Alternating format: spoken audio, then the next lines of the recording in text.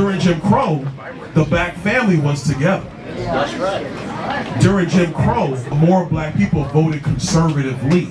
That's crazy.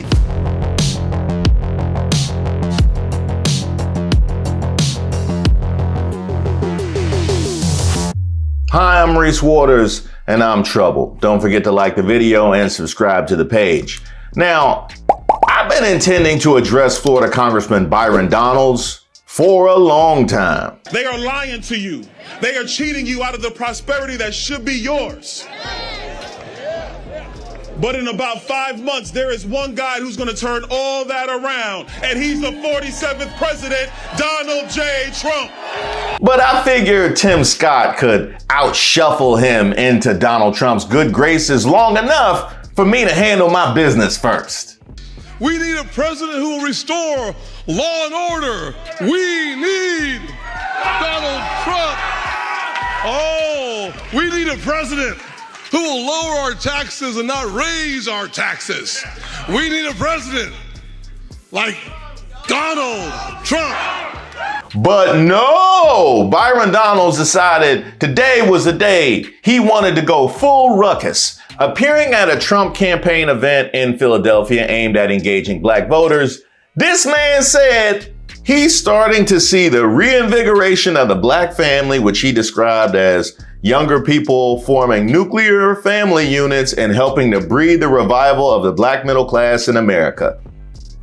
He went on to say that those family values had previously been eroded by Democratic policies that black voters embraced after becoming loyal to the party due to the civil rights movement. Quote, you see, during Jim Crow, the black family was together. During Jim Crow, more black people were not just conservative. Black people have always been conservative minded, but more black people voted conservatively. He then said, and then HEW, Lyndon Johnson, you go down that road, and now we are where we are. He added, referring to the former U.S. Department of Health, Education, and Welfare. You see, during Jim Crow, the black family was together. That's right. During Jim Crow, more black people were not just conservative, because black people always have been conservative minded, but more black people voted conservatively. And then HEW, Lyndon Johnson, and then you go down that road, and now we are where we are. Oh, you know, that whole civil rights movement and them pushing for full enfranchisement of black people. Oh man, that really will curry some favor. You know what I mean? That really will affect people's voting patterns, you know, when you see them as whole people. Now, it's so interesting that he mentioned Jim Crow specifically, because he could have just referred to that era of time, which still would have been problematic, but he could have just referred to that era of time. He could have said in decades past. He could have said in that century. He could have said something like that, but he specifically mentioned Jim Crow. I wonder what it was about Jim Crow that really warms his feet. What was it about Jim Crow? And those of you who don't know, by the way, Jim Crow existed for about 100 years from the post-Civil War era until 1968. The whole intention was to marginalize African Americans. You know, the thing that we worked to undo with that whole civil rights movement, which married black folks to the Democratic Party. The whole idea was denying black folks the right to vote, hold jobs, get an education, and really any other opportunities for growth and development. Those who attempted to defy Jim Crow laws often face arrests, fines, jail sentences, violence, and even death. Public parks were forbidden for African Americans to enter, and theaters and restaurants were segregated. You know Byron Donalds, the good old days. Segregated waiting rooms and bus and train stations were required, as well as water fountains, restrooms, building entrances, elevators, cemeteries, and even amusement park cashier windows. But you know, they were voting right. You know, when they were voting right. Laws forbade African Americans from living in white neighborhoods. Segregation was enforced for public pools, phone booths, hospitals, asylums, jails, residential homes for the elderly and the handicapped. Some states required separate textbooks for black and white students, which actually sounds like That might happen again. I'll be honest. Let me put a pin in that one. New Orleans mandated the segregation of prostitutes according to race. I mean, really? We can't even come together in a moment of love and short-term intimacy. We can't even come together for that. I bet that was one of the most problematic aspects of it, given how popular interracial is in any search. In Atlanta, African Americans in court were given a different Bible from white people to swear on. I guess that was the gospel Bible that we were given. We were given the gospel Bible, and I bet the gospel Bible was like twice as long, because Lord knows our services be way longer. Now, I actually went down a rabbit hole of Jim Crow. I'm no stranger to this era of time, as I articulated on this channel before. This is something that I take great interest in. But I went down this rabbit hole of Jim Crow, thanks to you, Byron Donalds. And there was stuff that even I didn't know. Did you know that black people were not allowed to show public affection towards one another in public, especially kissing, because it offended white people? That's right. Just a black couple minding their own black business, doing their own black thing, have to stop and watch themselves if white people happen to see them, or else they might become offended, which is so confusing, because Lord knows any association with a black man and a white woman was problematic. Here he has showing absolutely no interest. He's with a black woman. You should actually feel empowered. That should make you feel secure in yourself. But no, even that is a problem. It's almost like the problem is the thing. It's not what you're doing. It's that we want to find a way to create a problem. Now, Jim Crow etiquette prescribed that black people were introduced to white people, never white people to black people, which must be really confusing if you happen to be in mixed company. Quite frankly, in an instance like that, I would just rather not be around white people. It's just way too many rules to have to abide by. Now, white people, of course, didn't have to use courtesy titles of respect when referring to black people, like Mr., Mrs., Sir, or Ma'am, but instead black people were called by their first names, but black people yet had to use courtesy titles when referring to white people, and were not allowed to call them by their first names. You can never assert or intimate that a white person is lying,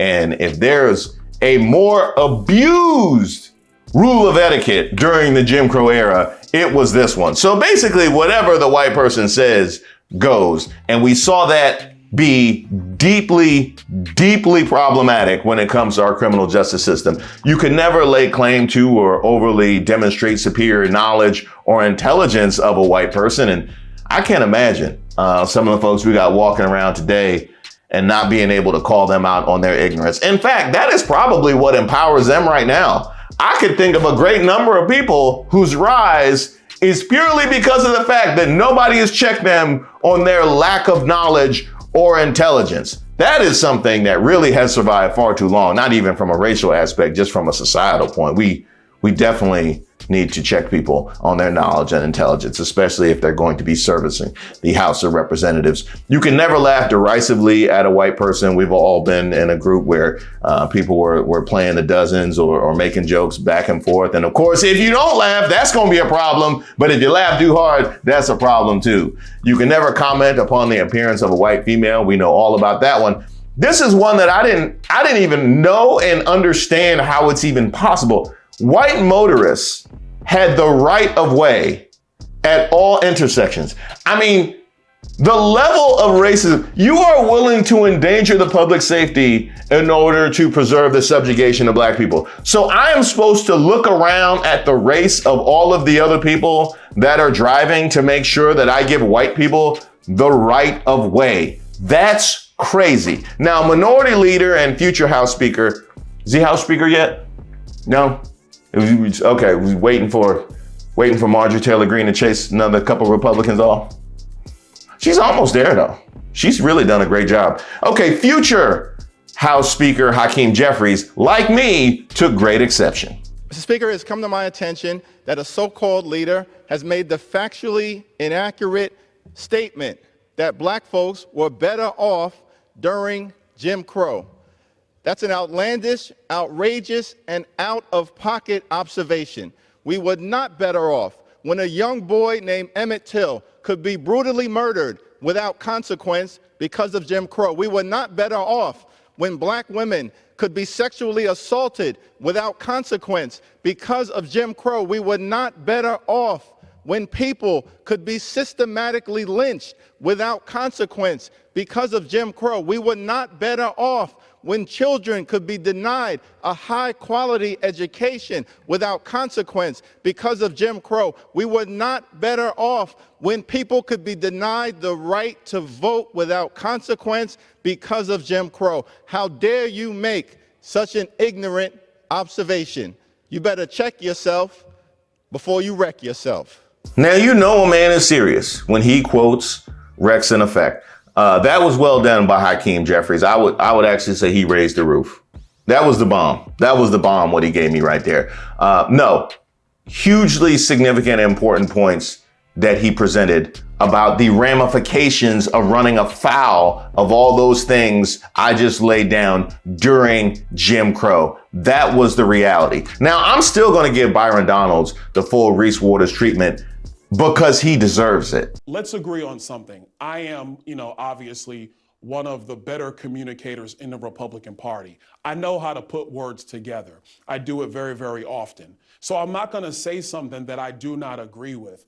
What America is seeing right now, especially Black America, is the gaslighting that unfortunately does happen in politics, where you take my comments and you want to weave your own political viewpoint into what I said. What I said is very clear. You see, during Jim Crow,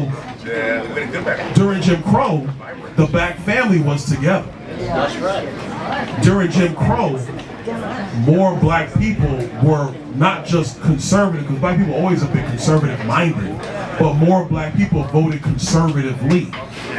And then H.E.W., Lyndon Johnson, and then you go down that road, and now we are where we are. So look out for that coming soon, but here's why I'm troubled. It was bad enough to have to deal with Make America Great Again. Yeah, that's right. Who doesn't want to harken back to the glory days of America's history where Black people were disenfranchised? That was bad enough, but you also see a rolling back of rules and laws and of society's fabric. You've seen Clarence Thomas on the Supreme Court gut the Voting Rights Act. You just saw him attack Brown versus the Board of Education, something I never thought would happen. I think of that as one of the greatest days in this country's history. And here we are in 2024 and it's being attacked. And here you have somebody hearkening back to Jim Crow. But what makes it all the more problematic is it's us. You have a Black man hearkening back to the days of Jim Crow. You have a Black man attacking Brown versus the Board of Education. You have a Black man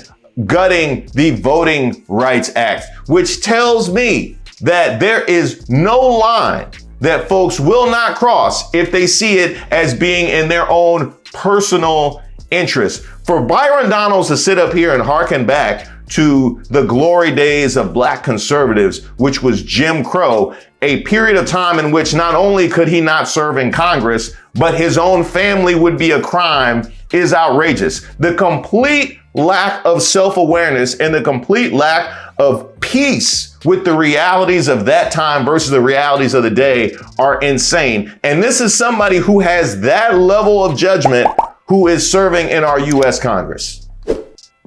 And that is why I'm troubled.